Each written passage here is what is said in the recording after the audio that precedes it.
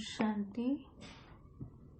आज 20 अक्टूबर 2020। आज बाप दादा के महावाक्य हैं। मीठे बच्चे, तुम हो स्पिरिचुअल रूहानी इनकॉग्निटो सैल्वेशन आर्मी। तुम्हें सारी दुनिया को सैल्वेज करना है, डूबे हुए बेड़े को पार लगाना है। प्रश्न, संगम पर बाप कौन सी यूनिवर्सिटी खोलते हैं जो सारे कल्प में नहीं होती? उत्तर, राजाई प्राप्त करने के लिए पढ़ने की गॉडफादरली यूनिवर्सिटी व कॉलेज संगम पर बाप ही खोलते हैं। ऐसी यूनिवर्सिटी सारे कल्प में नहीं होती। इस यूनिवर्सिटीज में पढ़ाई पढ़कर तुम डबल सिरताज राजाओं का राजा बनते हो। ओम शांति। मीठे मीठे रूहानी बच्चों से पहले पहले बाबा पूछते हैं, यहाँ आकर जब बैठते हो तो अपने को आत्मा समझ बाप को याद करते हो? क्योंकि यहाँ तुमको कोई धंधा धोरी मित्र संबंधी आदि भी नहीं है। तुम यह विचार करके आते हो कि हम बेहद के बाप से मिलने जाते हैं। कौन कहते हैं? आत्मा शरीर द्वारा बोलती है। पारलौकिक बाप ने ये शरीर उधार लिया है। इनसे समझाते हैं, यह एक ही बार होता है जो बेहद का बाप आकर सिखलाते हैं।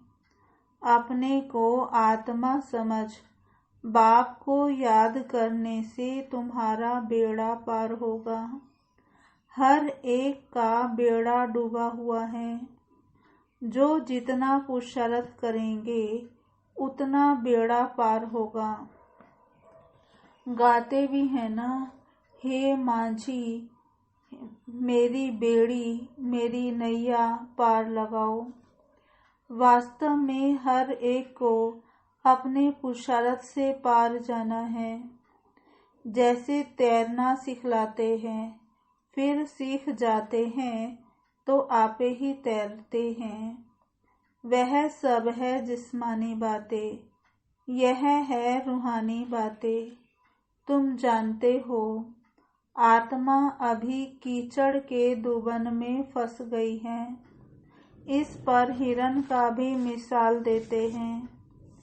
पानी समझ जाते हैं, परंतु वह होती है कीचड़ तो उसमें फंस पड़ते हैं।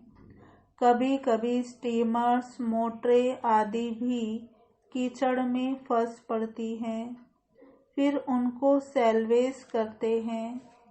वह सब है सैल्वेशन आर्मी। तुम हो रूहानी। तुम जानते हो सब माया के दुबन में बहुत फंसे हुए हैं। इनको माया का दुबन कहा जाता है। बाप आकर समझाते हैं, इनसे तुम कैसे निकल सकते हो। वह सैल्वेज करते हैं।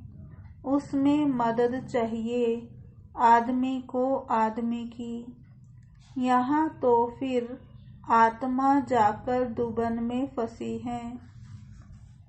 बाप रास्ता बताते हैं, इनसे तुम कैसे निकल सकते हो। फिर दूसरों को भी रास्ता बता सकते हो। अपने को और दूसरों को रास्ता बताना है कि तुम्हारी नैया इस विषय सागर से क्षीर सागर में कैसे जाए। सतयुग को कहते हैं क्षीर सागर, अर्थात सुख का सागर। यह है दुख का सागर। रावण दुख के सागर में डुबोते हैं, बाप आकर सुख के सागर में ले जाते हैं। तुमको रूहानी सैल्वेशन आर्मी कहा जाता है। तुम श्रीमत पर सबको रास्ता बताते हो, हर एक को समझाते हो। दो बाप हैं, एक हद का, दूसरा बेहद का। लौकिक बाप होते हुए भी सब पारलौकिक बाप को याद करते हैं, परंतु उनको जानते बिल्कुल नहीं हैं। बाबा कोई गलानी नहीं करते हैं, परंतु ड्रामा का राज समझाते हैं। यह भी समझाने के लिए ही कहते हैं कि इस समय सभी मनुष्य मात्र 5 विकारों रूपी दल दल में फंसे हुए आसुरी संप्रदाय हैं। दैवी संप्रदाय को आसुरी संप्रदाय जाकर नमन करते हैं, क्योंकि वह संपूर्ण निर्विकारी हैं। सन्यासियों को नमन करते हैं, वह भी घर बार छोड़कर जाते हैं, पवित्र रहते हैं। इन सन्यासियों और देवताओं में रात दिन का फर्क है। देवताओं का तो जन्म भी योग बल से होता है। इन बातों को कोई जानते नहीं। सब कहते हैं ईश्वर की गत मत न्यारी। ईश्वर का अंत नहीं पा सकते। सिर्फ ईश्वर व भगवान कहने से इतना लव नहीं आता है। सबसे अच्छा अक्षर है बाप। मनुष्य बेहद के बाप को नहीं जानते तो जैसे ऑर्फन है। मैगजीन में भी निकाला है, मनुष्य क्या कहते और भगवान क्या कहते हैं। बाप कोई गाली नहीं देते हैं, बच्चों को समझाते हैं, क्योंकि बाप तो सबको जानते हैं ना। समझाने के लिए कहते हैं इनमें आसुरी गुण हैं, आपस में लड़ते रहते हैं। यहाँ तो लड़ने की दरकार नहीं है। वह है कौरव और आसुरी संप्रदाय, यह है दैवी संप्रदाय। बाप समझाते हैं मनुष्य मनुष्य को मुक्ति व जीवन मुक्ति के लिए राजयोग सिखलाए, ये हो नहीं सकता। इस समय बाप ही तुम आत्माओं को सिखला रहे हैं। देह अभिमान देही अभिमानी में फर्क देखो कितना है। देह अभिमान से तुम गिरते आए हो। बाप एक ही बार आकर तुमको देही अभिमानी बनाते हैं। ऐसे नहीं कि तुम सतयुग में देह से संबंध नहीं रखेंगे, वहाँ यह ज्ञान नहीं रहता कि मैं आत्मा परम पिता परमात्मा की संतान हूँ। यह ज्ञान अभी ही तुमको मिलता है, जो प्राय लोप हो जाता है। तुम ही श्रीमत पर चल प्रारब्ध पाते हो। बाप आते ही हैं राजयोग सिखलाने। ऐसी पढ़ाई और कोई होती नहीं। डबल सिरताज राजाएं सतयुग में होते हैं, वे सिंगल ताज वालों की राजाई भी हैं। अभी वह राजाई नहीं रही, प्रजा का प्रजा पर राज्य है। तुम बच्चे अभी राजाई के लिए पढ़ते हो। इसको गॉड फादरली यूनिवर्सिटी कहा जाता है। तुम्हारा नाम भी लिखा हुआ है। वो लोग भल नाम रखते हैं गीता पाठशाला। पढ़ाते कौन है? श्री कृष्ण भगवानुवाच कह देंगे। अब कृष्ण तो पढ़ा ना सके। कृष्ण तो खुद पाठशाला में पढ़ने जाते हैं। प्रिंस प्रिंसेस कैसे स्कूल में जाते हैं? वहाँ की भाषा ही दूसरी है।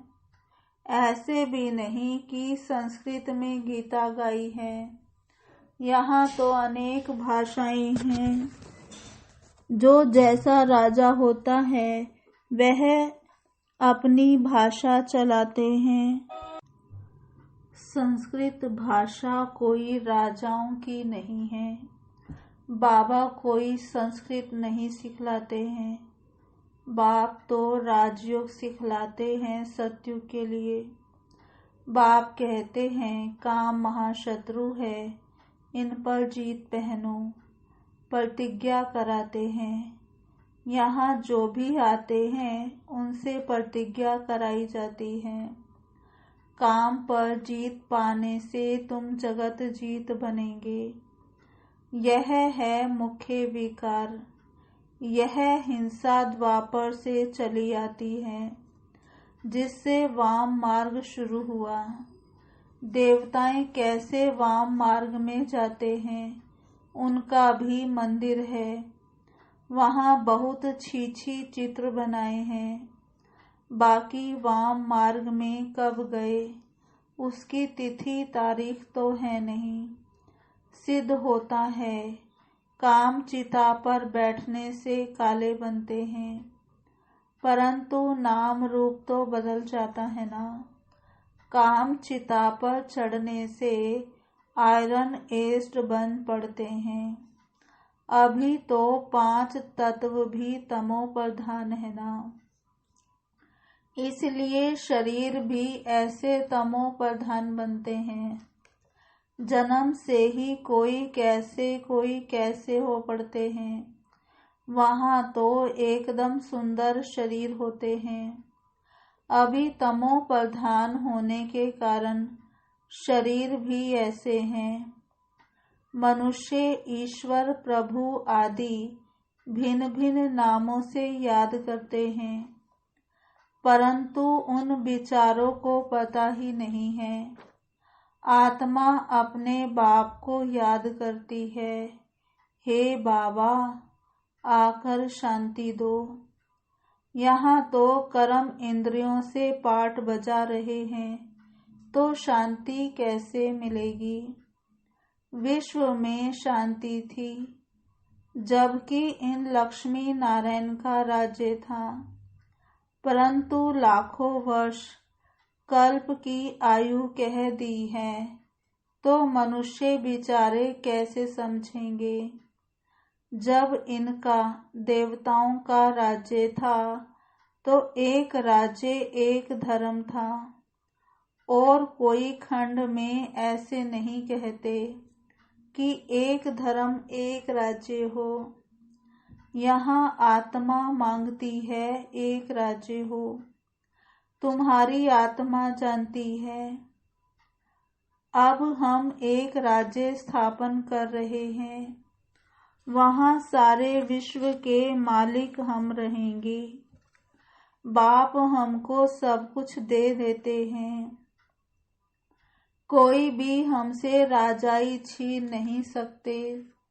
हम सारे विश्व के मालिक बन जाते हैं। विश्व में कोई सूक्ष्म वतन मूल वतन नहीं आता है। ये सृष्टि का चक्र यहाँ ही फिरता रहता है। इसको बाप जो रचयिता है वही जानते हैं। ऐसे नहीं कि रचना रचते हैं। बाप आते ही हैं संगम पर, पुरानी दुनिया से नई दुनिया बनाने। दूर देश से बाबा आया हुआ है। तुम जानते हो, नई दुनिया हमारे लिए बन रही है। बाबा हम आत्माओं का श्रृंगार कर रहे हैं, उनके साथ फिर शरीरों का भी श्रृंगार हो जाएगा। आत्मा पवित्र होने से फिर शरीर भी सतो प्रधान मिलेंगे। सतो प्रधान तत्वों से शरीर बनेंगे। इन्हों का सतो प्रधान शरीर है ना, इसलिए नेचुरल ब्यूटी रहती है। गाया भी जाता है रिलीजन इज माइट। अब माइट मिली कहाँ से? एक ही देवी देवताओं का रिलीजन है जिससे माइट मिलती है। यह देवताएं ही सारे विश्व के मालिक बनते हैं और कोई विश्व के मालिक नहीं बनते हैं। तुमको कितनी माइट मिलती है? लिखा हुआ भी है, आदि सनातन देवी देवता धर्म की स्थापना शिव बाबा ब्रह्मा द्वारा करते हैं। यह बातें दुनिया में कोई जानते थोड़े ही हैं। बाप कहते हैं मैं ब्राह्मण कुल स्थापन करता हूँ, फिर उन्हों को सूर्यवंशी डिनास्टी में ले जाता हूँ। जो अच्छी रीति पढ़ते हैं वह पास हो सूर्यवंशी में आते हैं। है सारी ज्ञान की बात। उन्होंने फिर स्थूल बाण हथियार आदि दिखाए हैं। बाण चलाना भी सीखते हैं। छोटे बच्चों को भी बंदूक चलाना सिखाते हैं। तुम्हारा फिर है योग बाण। बाप कहते हैं मामेकम याद करोगे तो तुम्हारे विकर्म विनाश होंगे। हिंसा की कोई बात नहीं है। तुम्हारी पढ़ाई भी है गुप्त। तुम हो स्पिरिचुअल रूहानी सेल्वेशन आर्मी। यह कोई को मालूम नहीं है कि रूहानी आर्मी कैसे होती है। तुम हो इनकॉग्निटो स्पिरिचुअल रूहानी सेल्वेशन आर्मी। सारी दुनिया को तुम सेल्वेस करते हो। सबका बेड़ा डूबा हुआ है। बाकी सोने की लंका कोई है नहीं। ऐसे नहीं कि सोनी द्वारिका नीचे चली गई है, वह निकल आएगी। नहीं, द्वारिका में भी इनका राज्य था, परंतु सतयुग में था। सतयुगी राजाओं की ड्रेस ही अलग होती है, त्रेता की अलग। भिन्न भिन्न ड्रेस, भिन्न भिन्न रस्म रिवाज होती है। हर एक राजा की रस्म रिवाज अपनी अपनी। सतयुग का तो नाम लेते ही दिल खुश हो जाती है। कहते ही हैं स्वर्ग, पैराडाइज, परंतु मनुष्य कुछ भी जानते नहीं। मुख्य तो है यह दिलवाड़ा मंदिर, हूबहू तुम्हारा यादगार। मॉडल्स तो हमेशा छोटा बनाते हैं ना। यह बिल्कुल एक्यूरेट मॉडल्स है। शिव बाबा भी हैं, आदि देव भी हैं। ऊपर में बैकुंठ दिखाया है। शिव बाबा होगा तो जरूर रथ भी होगा। आदि देव बैठा है, यह भी किसको पता नहीं है। यह शिव बाबा का रथ है। महावीर ही राजाई प्राप्त करते हैं। आत्मा में ताकत कैसे आती है ये भी तुम अभी समझते हो। घड़ी घड़ी अपने को आत्मा समझो। हम आत्मा सतो प्रधान थी तो पवित्र थी। शांति धाम सुख धाम में जरूर पवित्र ही रहेंगे। अब बुद्धि में आता है कितनी सहज बात है। भारत सतयुग में पवित्र था, वहाँ अपवित्र आत्मा रह न सके। इतनी सब पतित आत्माएं ऊपर कैसे जाएंगी? जरूर पवित्र बनकर ही जाएंगी। आग लगती है, फिर सभी आत्माएं चली जाएंगी, बाकी शरीर रह जाते हैं। ये सब निशानियां भी हैं। होलिका का अर्थ कोई समझते थोड़े ही हैं। ये ज्ञान यज्ञ है। ज्ञान अक्षर निकाल, बाकी रुद्र यज्ञ कह देते हैं। वास्तव में यह है रुद्र ज्ञान यज्ञ। यह ब्राह्मणों द्वारा ही रचा जाता है। सच्चे सच्चे ब्राह्मण तुम हो। प्रजापिता ब्रह्मा की तो सब औलाद है ना। ब्रह्मा द्वारा ही मनुष्य सृष्टि रची जाती है। ब्रह्मा को ही ग्रेट ग्रेट ग्रैंड फादर कहा जाता है। इनका सिजरा होता है ना। जैसे अलग अलग बिरादरी का सिजरा रखते हैं। तुम्हारी बुद्धि में है कि मूल वतन में है आत्माओं का सिजरा। कायदे मुजीब शिव बाबा, फिर ब्रह्मा विष्णु शंकर, फिर लक्ष्मी नारायण आदि, ये सब हैं मनुष्यों के सिजरे। अच्छा मीठे मीठे सिकिलधे बच्चों प्रति मात पिता बाप दादा का याद प्यार और गुड मॉर्निंग। रूहानी बाप की रूहानी बच्चों को नमस्ते। हम रूहानी बच्चों की रूहानी बाप दादा को याद प्यार गुड मॉर्निंग, नमस्ते नमस्ते नमस्ते। सदा रहेंगे हंसते, बनेंगे फरिश्ते, चलेंगे परम धाम के सीधे रास्ते। धारणा के लिए मुख्य सार। पहला, रूहानी सेल्वेशन आर्मी बन स्वयं को और सर्व को सही रास्ता बताना है।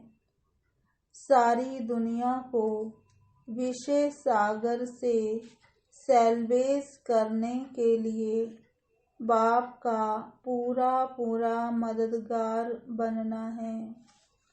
दूसरा, ज्ञान योग से पवित्र बन आत्मा का श्रृंगार करना है, शरीरों का नहीं। आत्मा के पवित्र बनने से शरीर का श्रृंगार स्वतः हो जाएगा। वरदान, मन बुद्धि को मन मत से फ्री कर सूक्ष्म वतन का अनुभव करने वाले डबल लाइट भव। विस्तार, सिर्फ संकल्प शक्ति अर्थात मन और बुद्धि को सदा मन मत से खाली रखो तो यहाँ रहते भी वतन की सभी सीन सीनरियाँ ऐसे स्पष्ट अनुभव करेंगे जैसे दुनिया की कोई भी सीन स्पष्ट दिखाई देती है। इस अनुभूति के लिए कोई भी बोझ अपने ऊपर नहीं रखो। सब बोझ बाप को देकर डबल लाइट बनो। मन बुद्धि से सदा शुद्ध संकल्प का भोजन करो। कभी भी व्यर्थ संकल्प व विकल्प का अशुद्ध भोजन ना करो तो बोझ से हल्के होकर ऊंची स्थिति का अनुभव कर सकेंगे। स्लोगन, व्यर्थ को फुल स्टॉप दो और शुभ भावना का स्टॉक फुल करो। ओम शांति। आज की मुरली का स्वमान। पहला, मैं रूहानी सेल्वेशन आर्मी हूँ। मैं रूहानी सेल्वेशन आर्मी हूँ। दूसरा स्वमान, मैं डबल सिरताज आत्मा हूँ। मैं डबल सिरताज आत्मा हूँ। तीसरा स्वमान, मैं ज्ञान योग से श्रृंगारित आत्मा हूँ। मैं ज्ञान योग से श्रृंगारित आत्मा हूँ। चौथा स्वमान, मैं मन मत से फ्री आत्मा हूँ। मैं मन मत से फ्री आत्मा हूँ। पांचवा स्वमान, मैं डबल लाइट आत्मा हूँ। मैं डबल लाइट आत्मा हूँ। अभी हम सभी बाबा को याद करेंगे।